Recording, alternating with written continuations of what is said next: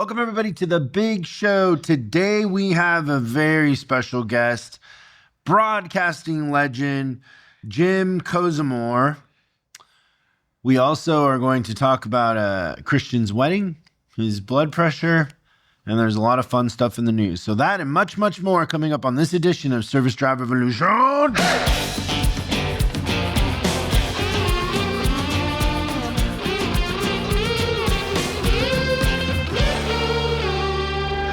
So the reason why we're doing these special edition SDRs is we have our coaching meeting coming up. We're doing it virtually on Thursday, April 24th.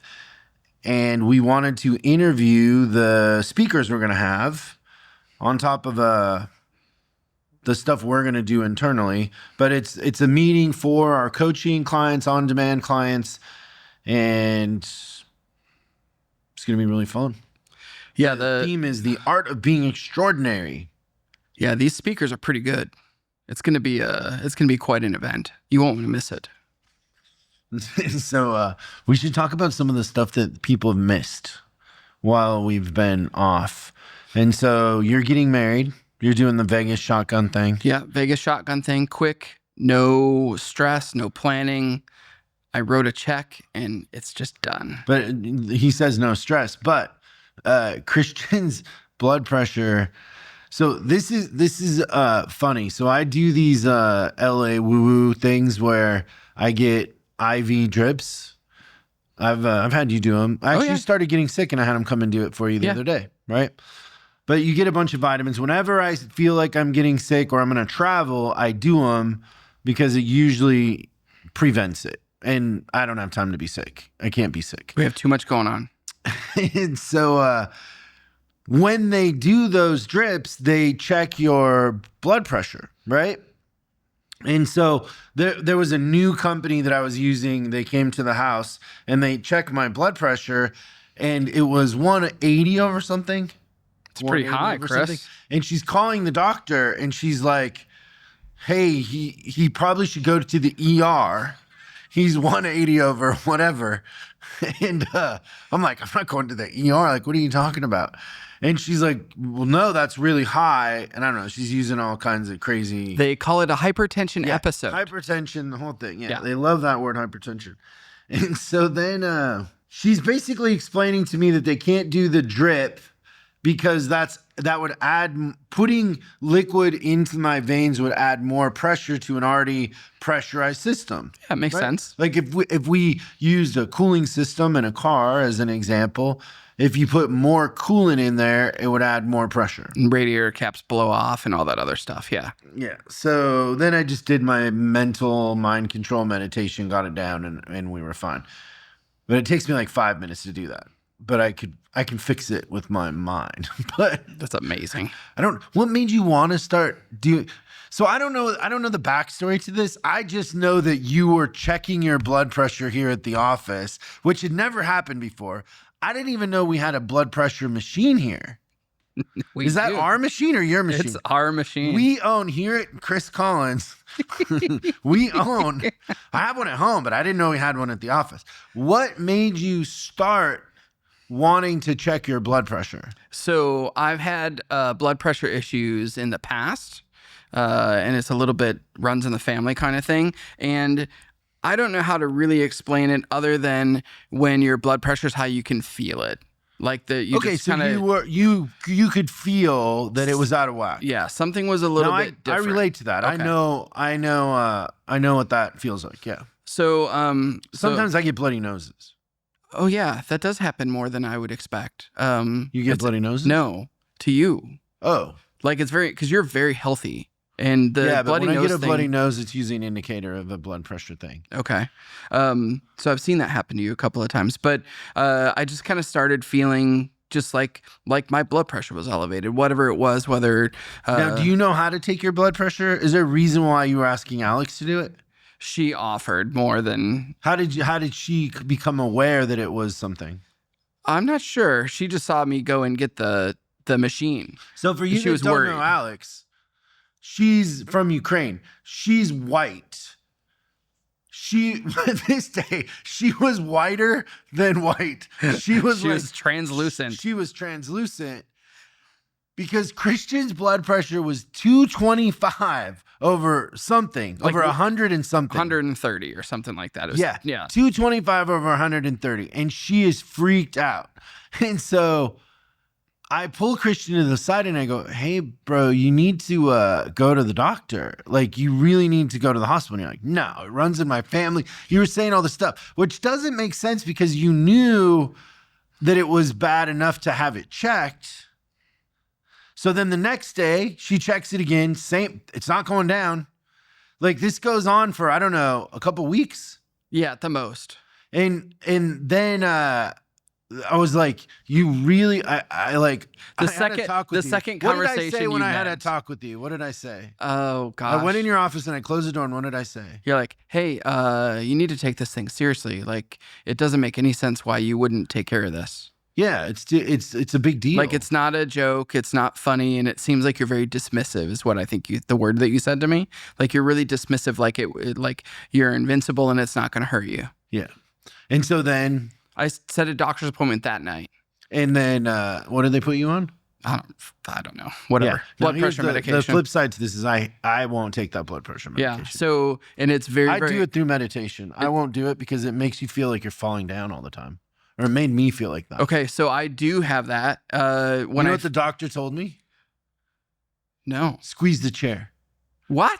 Yeah, I go, I'm sitting there, I'm with clients. This was back, a while ago. I'd be like, I'm sitting in the chair talking to clients, and I feel like I'm falling off a cliff. And he goes, well, just squeeze the chair. That does not sound like a remedy to me. But at any rate. Keep taking I was on Coreg CR is what I was on. Okay, you'd have to look at whatever it is that I take. I don't know. But I start off taking 2 of those pills a day, and the dizziness, all the other stuff, like, man,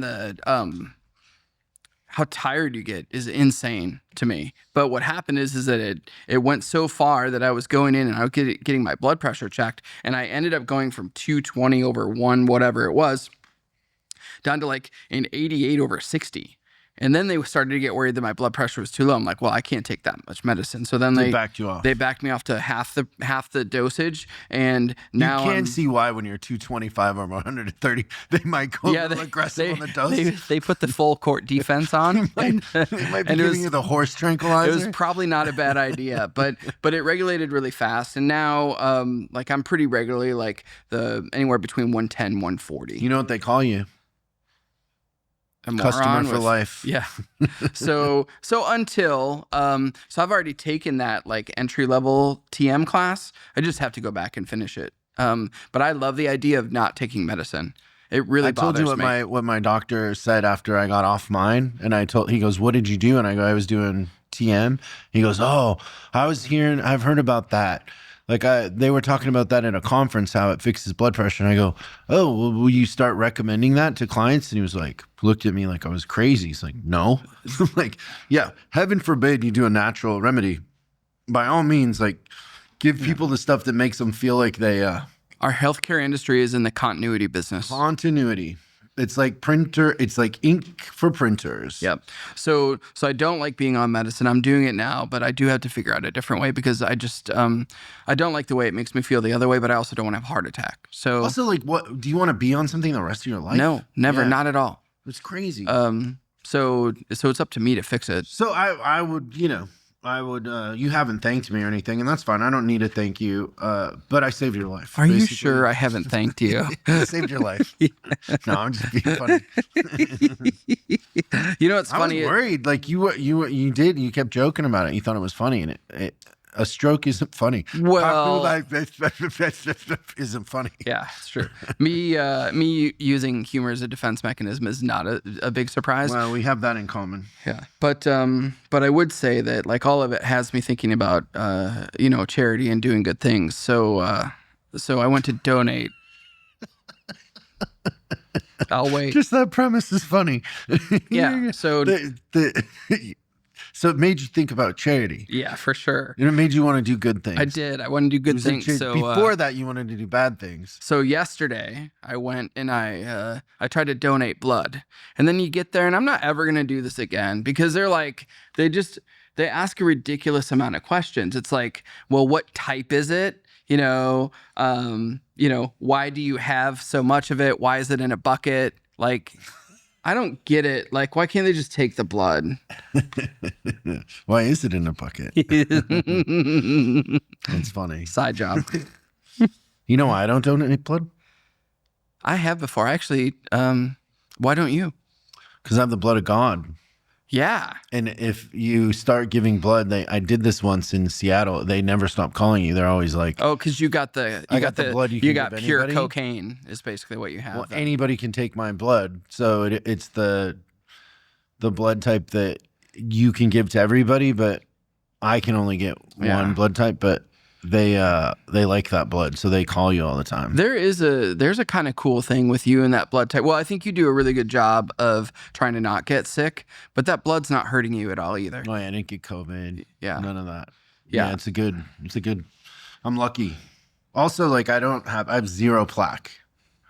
So all the arteries are really solid and everything like that. Zero plaque. Do you? My doctor's always surprised. Do you do like an annual EKG or something like that? Oh no, it's like every 3 years or something. Okay. I'd never want to do that treadmill thing again.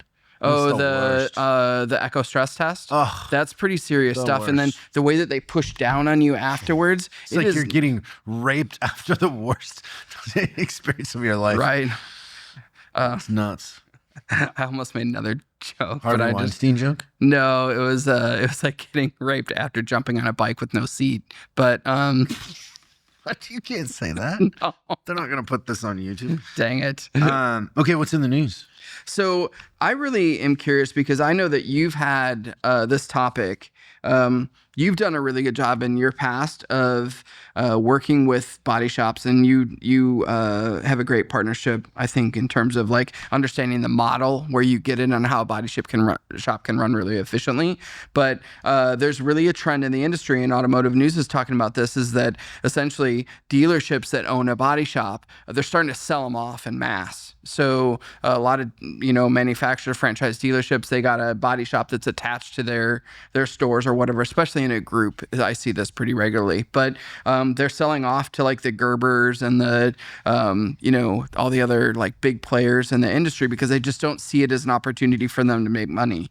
And I was curious of what your thoughts were with that. Like if you had a group, if you had 6 stores, would you want a body shop if you owned a group of 6? 6 stores? I'd probably want 3 body shops, wouldn't I? Yeah. So 6. So unpack that a little bit. Because I like your thought towards body shops, because I think that a lot of them are not how you think. A lot of beliefs. Well, I mean, most body shops are kind of like service departments in the sense that they're running the same system they ran 30 years ago, but the business has changed and it's more insurance driven. So a lot of times, like insurance companies would deal with dealerships, and some dealerships would be DRPs. And they would have that connection. But back then, when a customer got in an accident, they had, they would figure out where to go. Now, when a customer gets in an accident, they call the insurance company, and the insurance company makes them appointment where to go. 2 places they at the most. control the input and the output. That's in right. a sense, right? So now the body shops that they're going to send them to are the ones that can turn a car in 2 or 3 days. Dealerships probably average like 12 days or something. And so those dealerships run a different system, or those body shops run a different system. The ones that are turning the cars in 3 days, they triage, right? Like they have the line that's just bumpers and dings that they can turn in a day, which for the insurance companies counts as 0 days actually, right? Because you kind of get a day. Mm-hmm. They also, the way they do estimates, they don't do an estimate, they do a work plan, and they have kind of 3 different lines that the cars go through. You have the light, the middle, and then the heavy. And they're running it completely different. The dealerships haven't evolved in that way. And so they're not competitive. You have to be competitive. But I would go with the insurance model. I would be Geico. I would do what they needed for me to do to turn the cars, because to the insurance companies, when it takes you 10 or 12 days, that's customers in a loan car. It's higher. Like it's not like wine. It doesn't get better with time. Yeah.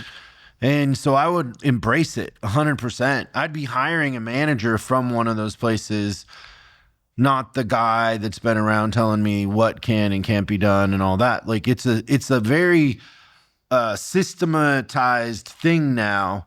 These body shops that are really successful, but like we know somebody that the insurance companies go to him and ask him to open a body shop in a market, and he will be profitable his first month. Like, and then they pay him a lot to set that up, right? And it's worth it for them at the end of the day. They don't pay him a lot. They just turn on the spigot. Yeah. The paint, there's ways to finance that sort of stuff. But literally there'll be dealerships around him that are saying, we don't have any business, we can't make money.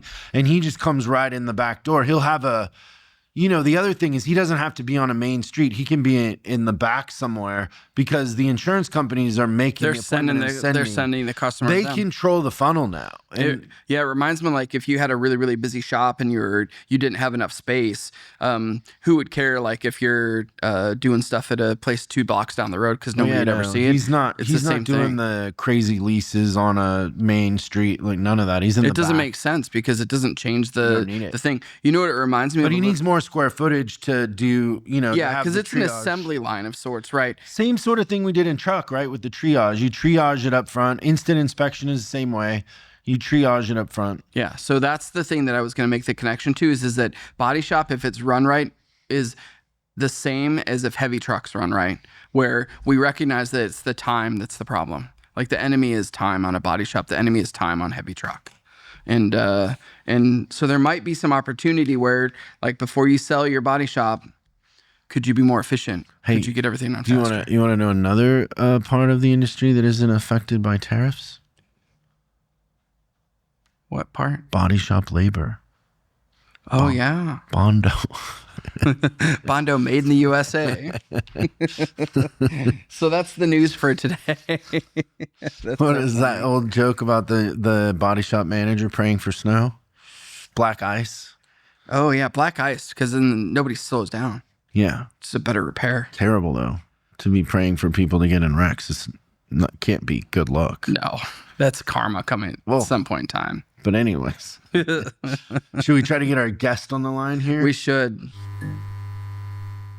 Our guest today is Jim Kozimor, accomplished television and radio sportscaster with an impressive career in broadcasting. Jim has worked as a play-by-play announcer for NBC Sports across 6 Olympic Games and has covered a wide range of sports, including the NBA, Major League Baseball, college football, basketball, Major League Soccer, WNBA, and more. He's even led regional coverage for the iconic events like the Super Bowl, World Series, NHL Finals, and the NBA Finals. Jim is a 3-time Emmy Award winner and has extensive experience covering all major American sports leagues, and we're really excited to welcome him here to the big show. Welcome, Jim. We're excited to have you.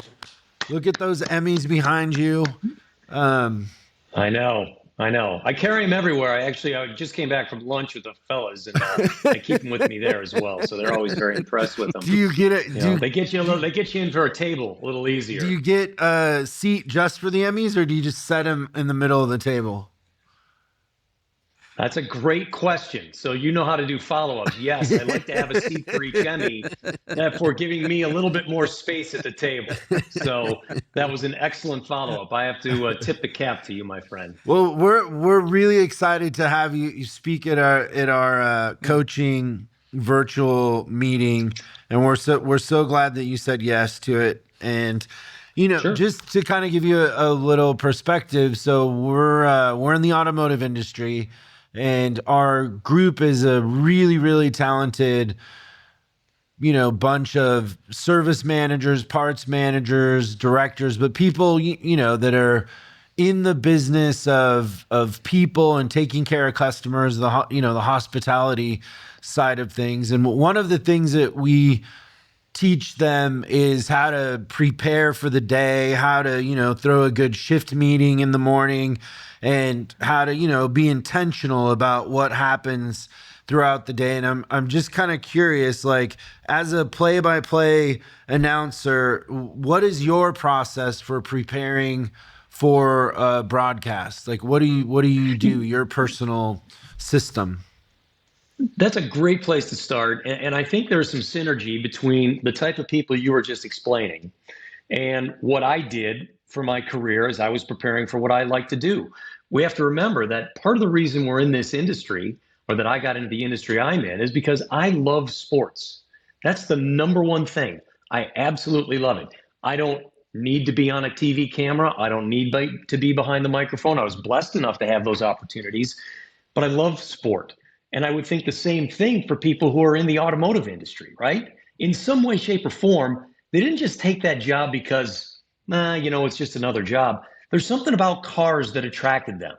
So that's the number one step into trying to improve or become extraordinary. So what is my process? My process was always remember, you are blessed to be here. I never had to go to work. I got to go to work. That's the first place I always started every time I woke up in the morning. I got to go to Oracle Park to see the Giants play. I got to go to the arena to see the Golden State Warriors, or some of the best players in their particular sports were. I got to go to New Orleans and cover the San Francisco 49ers in a Super Bowl. I got to go to the NHL Stanley Cup Finals. So when you think of your job and you think of what you do in a get to do instead of a have to do, that's the first step right there. So for me, that's part of the process. And the second part is just enjoying it while you're there. There's so many teams that I've been around, guys, who they have a great regular season and they get to the playoffs. And the first thing they do is they all print shirts that say, it's time to get down to business. And they're going to bring their lunch pail and they've got this serious face. And you know what got them to 60 wins in a regular season in the NBA? Enjoying the way they played, being free-spirited, being open in their play. But all of a sudden they get to the playoffs and we're down to business. I like to enjoy the moment. I think that's one of the most important things you could do is enjoy where you are at. Be where you are at the way you are most natural. So for me, guys, maybe a long-winded answer, but those are my processes and how I like to do my job in a I can't believe in a career that I've been blessed enough to have.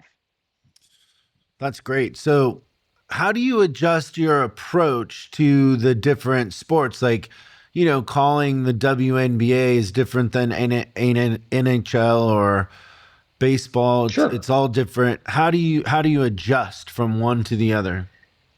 So there are two ways to look at that. One is, yes, they are different. You approach it differently because they're different games, and you might approach it differently because you know certain teams better than other teams. But there's a similarity there in that you are still getting an opportunity to do what you love to do. So let's say I was doing a small college football game. Am I going to give that less homework? Am I going to give that less shrift? Am I going to pay less attention to that because it's a lower game than I am when I was preparing to be the regional host for a Stanley Cup final? Well, no. The minute you start taking an opportunity and devaluing it, that's when not only does that event get short-sheeted, you get short-sheeted. So for me, it was always to remember, there's no small-time event, all right? There might be events that are newer in starting. I did the MLS years and years ago before it's become the behemoth that it is in the United States. So if I gave it less effort, I just think that's bad form.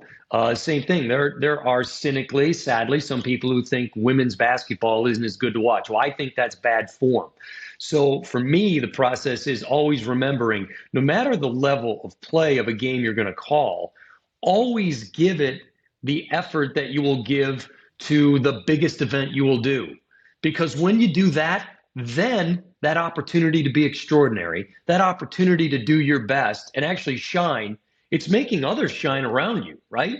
That's part of it. So if you can set that example of, I'm doing the women's NCAA tournament the same way I would do the men's NCAA tournament, the same way I would do an NBA game if I was calling LeBron James and Steph Curry, well, then you know that everything is going to get treated the same, and other people might start to respect that event as well. So for me, that's how I try to keep it grounded. in that I never rank what I'm doing. I never said, no, I'm not going to do that because it's not to my level. That makes no sense to me. Another, for instance, is in the Olympic Games. I just finished the Paris Olympic Games, and the big sports for the Olympics are track and field, swimming and diving, basketball, some of the of gymnastics. Those are the massive events. The sport that I've done for a number of Olympics now is badminton. And I guess you do pronounce the N in badminton.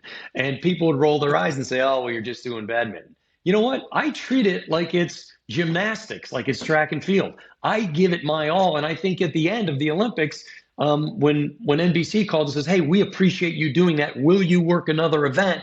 That tells me that I've treated it the right way. So for me, it's treating things equally. It's treating things the same with respect that you'll be able to get the most out of it. That's such a great answer. And the thing too, just to kind of expand on that a little bit, is what you're doing is you're bringing a lot of enthusiasm to the part of the job you can control. You can control your approach, your preparation, your enthusiasm. Maybe you don't know what NBC is going to pick you to do in the Olympics, but you do know what you can bring to the table and what you can offer and control that. And I think a lot of times people focus too much on the part they can't control and they get lost, That's true. You said it perfectly right there. I think that's fantastic. And I think that's true in every line of business. And I know everyone has a bad day, right? There are times when you just have a bad day. You're not going to be as enthusiastic when you're running a meeting just because your kid was up all night because they were sick and you're miserable and tired. It's going to happen. But you can control what you can do. And when you're somebody who's in a leadership role, if you can be enthusiastic about what you're doing, if you can be supportive of the people around you in an enthusiastic way, and I've got a great story about this that I'll tell when we gather again in April. There are two head coaches in the NBA, both extraordinarily successful with multiple NBA championship titles as coaches. And they were in a Game 7 situation. They both went at it in different ways, and I'll explain it to you. And that'll help some people understand what style of leadership they want to utilize. But if you can be enthusiastic, I think it'll feed off on especially on those who look up to you in that role. That's great. I can't wait. So you've won three Emmys in your career, and I know you're humble about it, but to us, like that's a big deal. They're not giving those out to anybody by accident. Does the recognition, mean anything to you, or like how does it feel when you win something like that? Individually, it means a lot, but I will give you two stories. The first Emmy that I won, I got it. I think I had it at the office. I might have brought it home. And I'm trying to remember. Either way, I won the Emmy, first Emmy. And about a week later, my wife's on the phone and she says, "What?" And I hear her say, "What?" And her friend is talking to her. And she said, "He did what?" And she turned to me in the kitchen. She looked at me. She goes, "Did you win an Emmy?" And I said, "Yeah, I won one last week, was the Bay Area Emmys, and I won an Emmy." And so while I'm appreciative and humbled by it, I don't do this to win the award, right? I do it because I love it. And I was blessed to be in a situation where I worked with extraordinary people, and NBC said, "We're going to put this up for an Emmy," and God bless it, I won. So I was a byproduct of a number of people doing really great things. And as a result, I was singled out to get this victory. So it was really, really nice. But here's the second story. I had won 3 Emmys, and then I had never gone to the Emmy Awards. And finally, I was up for another Emmy, and I go to the Emmy Awards with my wife. We make it a big date night. We go to San Francisco. We have dinner. We get there early. We're schmoozing with all the other anchors and reporters and producers and everyone in Bay Area media. And you're thinking, well, number 4, make room for it. I'll be darned. We get to it, and they come to our category, and I kind of sit up in the old chair, and I'm getting ready to step up to the stage. And And the winner is not Jim Kozimor. And it was someone else who won and did a wonderful job. And, you said politely and you applaud. And I looked at my wife, I go, I never go to these. I finally go to one and I'm stiffed. I know. I had my wife. My wife was my trophy. So that's the trophy. I still went home with a trophy. I went home with my wife. Well, you but got I a was good expecting date. to have another one with me on this. She got to get dressed up. It was, it's quite the date. Yeah, quite the date. So really quickly, anyway, go ahead. So I've got a question, and as much as I do appreciate the Emmys back there, and it sounds like they're good dinner partners, yet I would question their ability to hold their own at a buffet line. What's the basketball? WNBA started back in 1997, and I was with the Houston Rockets at the time as part of their broadcast crew. But when they became a team in the WNBA, they asked me to call their games on TV and radio. And so I did. And lo and behold, the first 2 years of the WNBA, the Houston Comets at the time, won the first 2 WNBA titles. And so some of us were gifted fully autographed first year and second year balls by every member of the team and every member of the coaching staff. And so that's kind of a remembrance for us, but it's for a league that has gone through ups and downs and has morphed into something that is now more highly respected, and there's more viewership going on right now. Those are the first 2 championship teams, and to know that you were a part of it, it makes you feel good to have been at the ground floor of a league that has now grown through a quarter century plus. And it's nice to know that you were there to see it all get started. And in the beginning, there were just 8 teams. It was pretty tough. It was rough sledding. There were a lot of winds blowing against the league, a lot of cynicism about women playing basketball and wanting men to appreciate it. And now look at that, 25 years later, the groundbreakers who played over my shoulder, who I still consider friends, Cheryl Swoops was on those teams. Cynthia Cooper. Yep, exactly. One of the greatest, probably the greatest clutch player in a women's game I've ever seen. Cynthia Cooper, Tina Thompson, another USC Trojan. Those are just some of the players on that team at that time. That league has had great players. And so those two signed autograph balls mean a lot to me, because just to have been lucky enough to have been there in the beginning. And again, that gets back to the story of, I did NBA games, but they asked me to do WNBA games. Well, I didn't give it, lesser effort. I didn't treat it as anything lesser. I treated it as, you are a major sport. We are going to prepare the same way as I would for a Philadelphia 76ers game or a Sacramento Kings game. We are going to treat it the same way.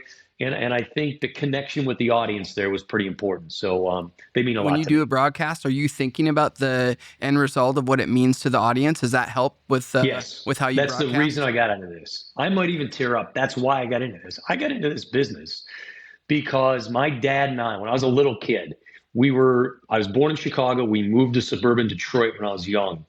And my dad was a big sports fan, and he loved listening to the radio. And when the Chicago Cubs would play on the West Coast, in LA and San Diego and San Francisco, the games started a lot later. So the signal from the Chicago station would make its way to the Detroit market. But the only radio we could get it on was our baby blue Plymouth Brougham that we parked in the driveway. And my dad and I would sit there at 10:30 at night trying to tune it in through the crackle to hear the Cubs game. And I could only stay up probably for about 3 innings. But that's how I started to love it. And when I see people going to games with radios, when I hear people listening to games on the radio, there is a certain connection you get with the fan. And it's true on television as well. But if there's an old saying from a famous showbiz personality who said, a surefire recipe for failure is forget the public. All right. If you forget the public and I just want to I've got a great voice and I might look good on camera and I get off this cute saying and I get to travel with the team and I stay at their hotel. You do that and you forget the public, you'll be sitting with them sooner or later. So to me, the most important connection is who your audience is. Wow. So Christian is from Illinois. So he's Oh, great. Many a game on AM 720, just so you know. He's one of Yes, the my friend. he's You one are of the correct. few friends I have that every year about this time they're super optimistic about the Bears. Like this is the year. Yes, I'll tell you, they've had a heck of a spending spree during free agency, so we'll see Yeah. if it all comes to fruition. We'll see. Just We used to needed. listen to those games too. It's so funny you say that. We had one of those big console radio. It was a stereo, with a turntable, Yeah, and it had the and radio and on all it, your and the pictures speakers. were on top of it. Yep, we had one of those too. It was a Yes! console thing.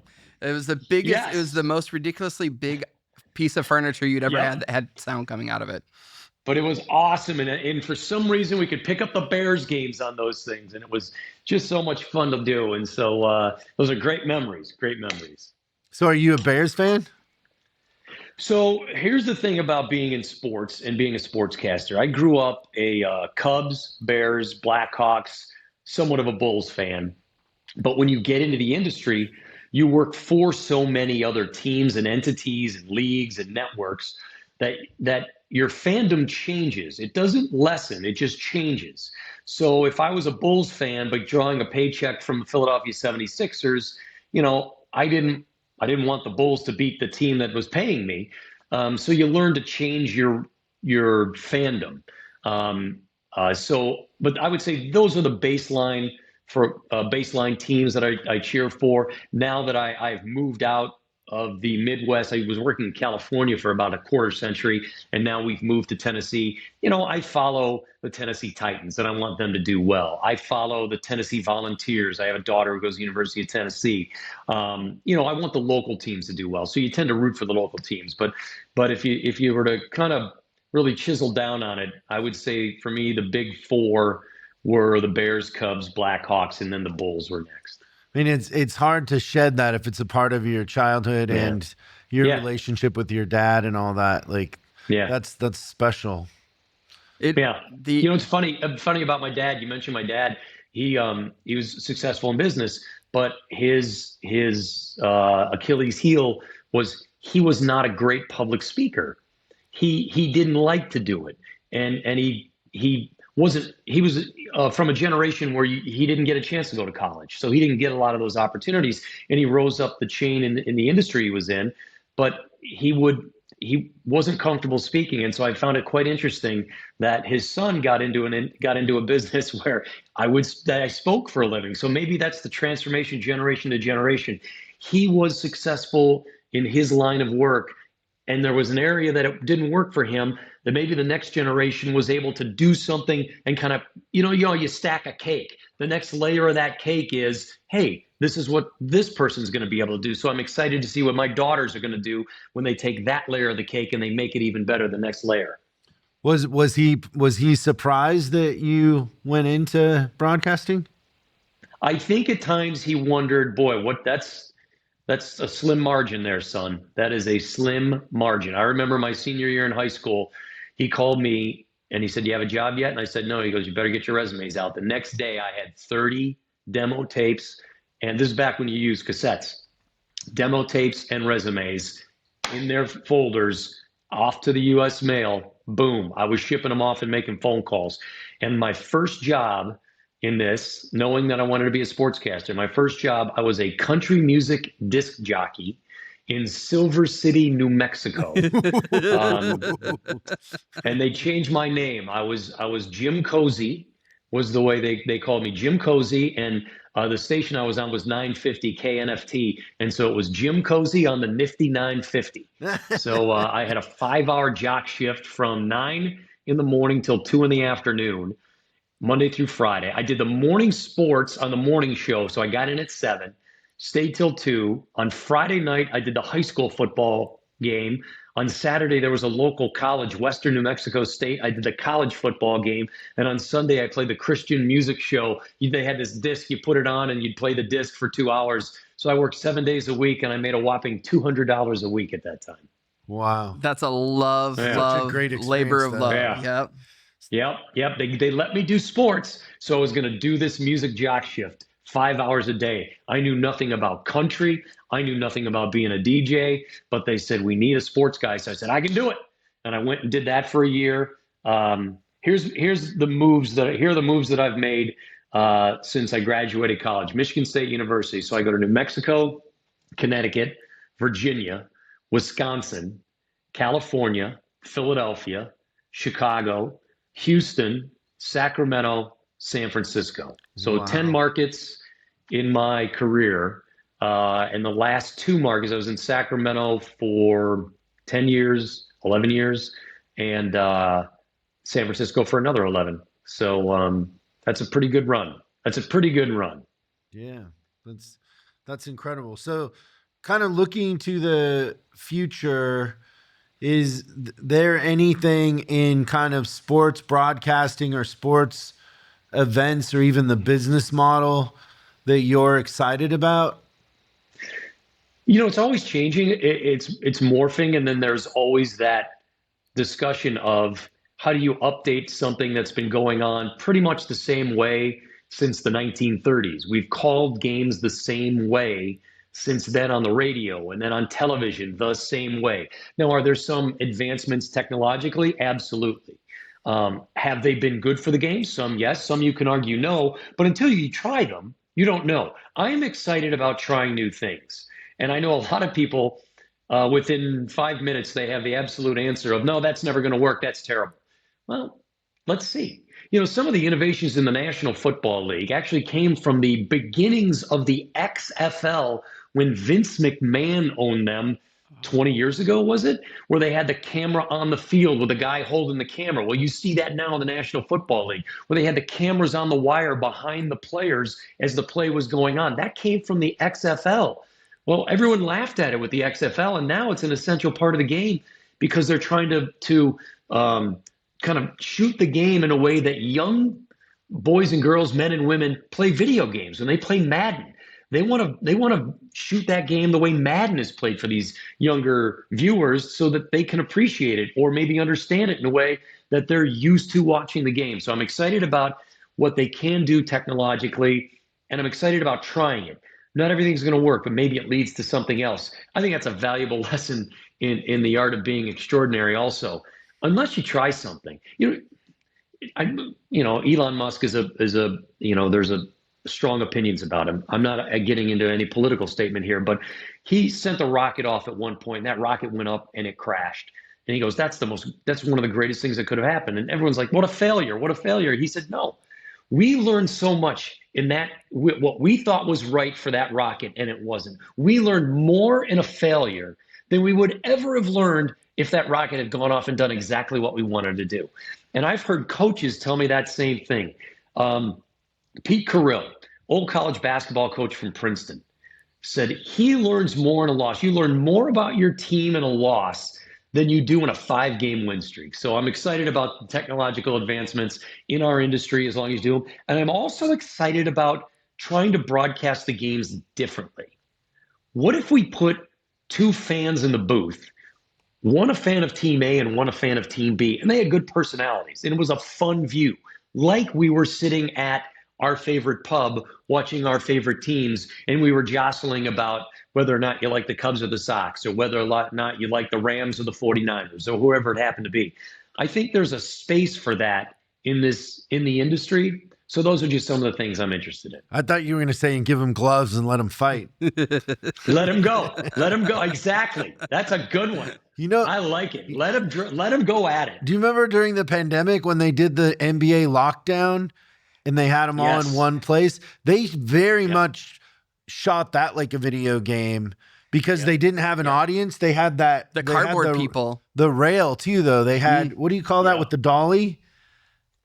They shot it like a video game. It looked totally different. They even had like a filter on it. It was weird. Oh, I know what you're saying. You know what? It's funny. No, this is history. Arguably, you can say I was anchoring a show for the NBA that night of the pandemic. You mentioned the pandemic. March 14th, if I'm not mistaken, is the night of the shutdown where everything went down, right? I'm on the air. We're about to get into a game when they canceled the game. I had to go on for another hour trying to decipher what this thing called COVID was. There were some coaches or players or referees who would not come onto the floor.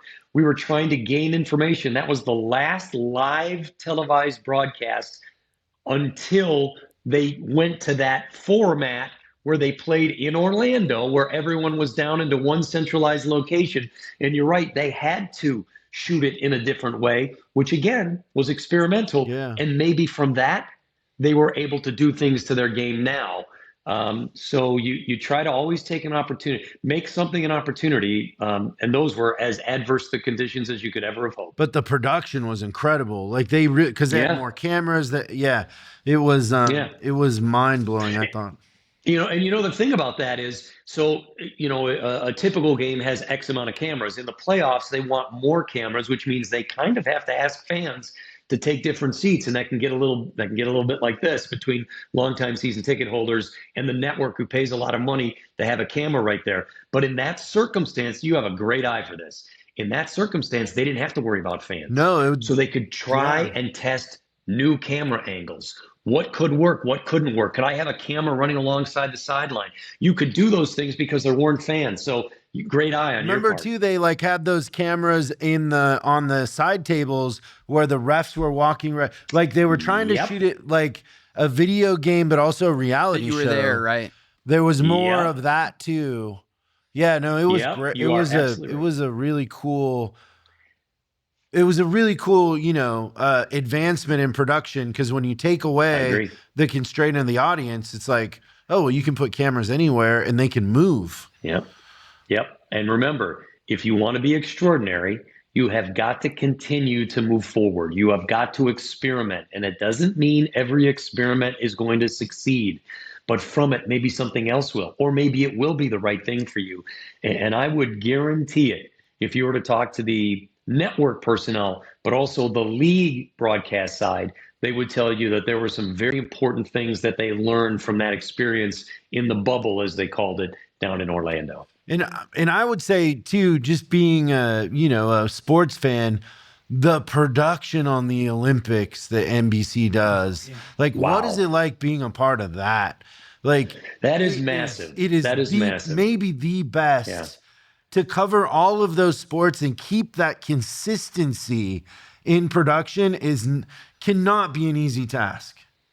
No, it is not. And it's all the people at the top and all the people behind the scenes who make sure this is done properly. The amount of talent that you have coordinating this. I mean, they are gearing up for the Winter Olympics coming up in 2026 in Italy. For years, right? They're working on it? Yeah. Yeah, they are already working. They have a staff already working on Los Angeles for the 2028 games, the summer games that will be held here in the United States of America. And they've got a staff in Italy right now, full-time, working to prepare to get ready for the winter games that'll come up next year at this time in, is it Cortina, Italy? In Italy. And so it is, it's not like they say in January, all right, we've got the Summer Olympics coming up in June, so let's get started. It is a full 3-year run-up. It is site surveys. It is camera locations. It is hotels. It is transportation. It is access to athletes. Because remember, in the world we live in now, it is a little different. Security has to come into play. So it is a very big event. And then for the behind-the-scenes crew to try to coordinate this, it is a massive event. And the one thing you find is stay in your lane. Right? If I am the guy doing team handball, make team handball the gymnastics of what it's going. Right? Gymnastics is one of the big 5 events that are going on. Make it the swimming, make it the track and field. You stay in that lane. Don't, lean over to the shooting sports, say, hey, would you guys ever think of doing this? Let them, it's not that you don't want to be collaborative, but it's so massive. If you can make your own fiefdom successful, that's going to make the entirety of the project successful. So that's how I look at the Olympics. I'm sure you'd get a really detailed answer from those, the Molly Solomons of the world, who's the head of NBC Olympics. They see it on a much grander level, but they do not pull punches. It is first class all the way. And I'm amazed every time I get an opportunity to do them. Well, I mean, most of us take for granted how hard it is to just broadcast a football game or a baseball game, and the amount of people and coordination and, the production is, it's an art. Like you don't accidentally, do that. But when you're talking about the Olympics, the thing that I think most people miss and that NBC does so good is that people are tuning in and you're watching a bunch of athletes that you have no idea who they are. And NBC tells stories and gets you to care about these athletes throughout the Olympics. And it's the storytelling that makes it interesting on top of the incredible production of all of the different sports and the coordination of that. But, if you think about it, most people tune into the Olympics and they have no idea who any of these people are. Nope. I mean, of course, it's easy to do men's basketball or whatever, but beyond that, they don't have any idea about fencing or any of it. And so table tennis, you pick the sport. Storytelling is nuts. Yeah. That part is so important to NBC Sports that we have seminars that we must go through, even if we've gone through them. And this is at the highest level, Mike Tirico, to the level of just like Jim Kozimor down here. We all go through those seminars and we relearn storytelling. How are we going to get the audience at home? Remember, the connection you have, the connective tissue of sport. How am I going to get Christian and Chris to care about a badminton player from Japan or from India or a table tennis player from Germany? It's really fascinating. And you also have to teach that sport because we don't watch badminton the rest of the year. We might watch it because we're up late at 11:30 at night. It happens to be on CNBC and I'm flipping channels and I watch this. Well, when I think of badminton, I think of the game we play in the park or in the backyard where we're hitting these big loopy lobs that are going over the net. Well, badminton at that level is the fastest sport in the world. People don't realize it. The shuttlecock goes faster than an Indy car. It's a 300 mile an hour smash from 44 feet away. Think about that. If you're a Major League Baseball batter and you're standing in the box against Paul Skeens of the Pirates who throws a 100 mile an hour fastball, you're 60 feet 6 inches away. That's pretty close and that's pretty fast. Well, in badminton, it's 300 miles an hour at 44 feet. Triple the speed, shorter the distance. Now that gives you a little something to say, wait a minute, that's going how fast? And then you start to watch the game on a different level. Then you tell a story about one of the athletes and maybe an adversity that they had to overcome. Or a U.S. athlete. What city are they from? Oh, from San Jose, California. Went to this particular high school. You'd be surprised at the things you see on social media. Oh, I didn't know so-and-so did it. You know what? I'll give you one. This is way outside the realm. We were doing a Korean badminton match. And I used a Korean phrase at the end of one of the points. And social media, small world of badminton, got ramped up and excited. And I became a thing in badminton for like a 6-hour period because I used a couple of Korean phrases.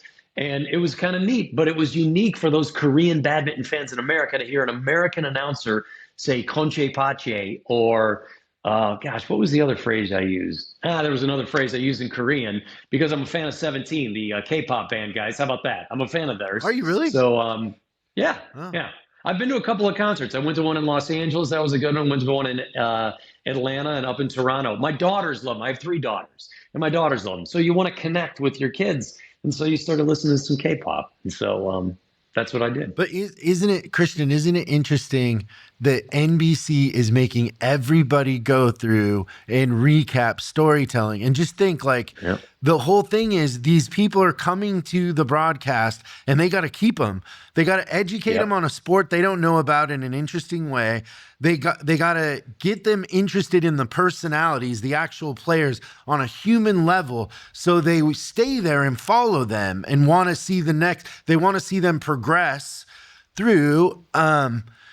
I mean, there's so many lessons in there for us in the automotive industry is we don't intentionally approach things from the customer's point of view. We kind of leave it to chance where, just the level at NBC. Who teaches those storytelling classes, Jim? It's the highest level of the people there. I've mentioned a woman by the name of Molly Solomon. She's the head of NBC Olympics in that group. And They have division. No, she's the one who puts the edict out that we all must watch it. The teachers of those events, though, are the individual executive producers for different sports. They all have pieces of the puzzle that they teach. And so each executive producer, and as you look at the way things go, there are executive producers, there are coordinating producers, there's the talent down here at the bottom. And so it's the highest level executive producers for the sports they're in charge of that each have a segment of this. It's about a 2 to 3 hour session that we have to watch and take notes on. If you ever need an assistant, I'll pay you to be your assistant to sit behind you and take notes. Done. Because, I mean, that isn't an easy thing to do. No. And think about it. Mike Tirico is the face of NBC Sports. He does the NFL. He will do the NBA. He does the major golf events that NBC has. He will do the Super Bowl. He anchors and is the face of NBC Olympics coverage. Mike Tirico, every 4 years, is sitting down to reacquaint himself with, that's right, how do we do? And remember, at that level, he has so many assistants and writers and researchers to help him.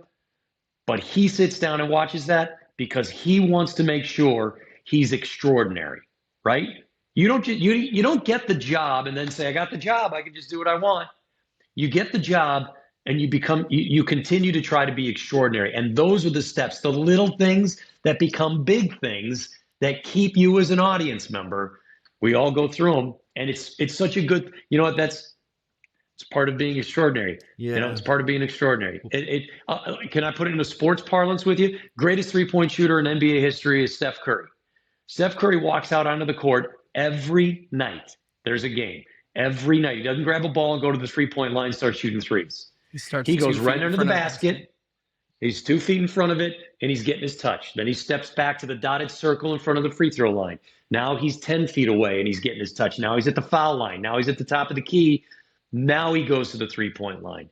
He starts with the basics. He relearns how to tell stories. He relearns how to shoot that shot and the feel it is coming off his hands so that when it's game time, now I know what it's like. So I think that's a great lesson for all of us, that if the greatest is starting with baby steps every night, maybe we should go back to baby steps to relearn what we need to do. I think so too, that the parallel that I see with all this, and this happens in our industry with the highest level of service departments, for instance, and comparing that to the Olympics and comparing it to Steph, what it is like that being extraordinary really is recognizing your profession, your job, the career that you're doing, that the highest level is a work of art more than it is a job. When you hear about the intentionality with what they're doing with the Olympics, and then you just think of Steph, and I'm a huge basketball fan. I have been for a really, really long time. I watch Steph shoot, and it's a work of art to me.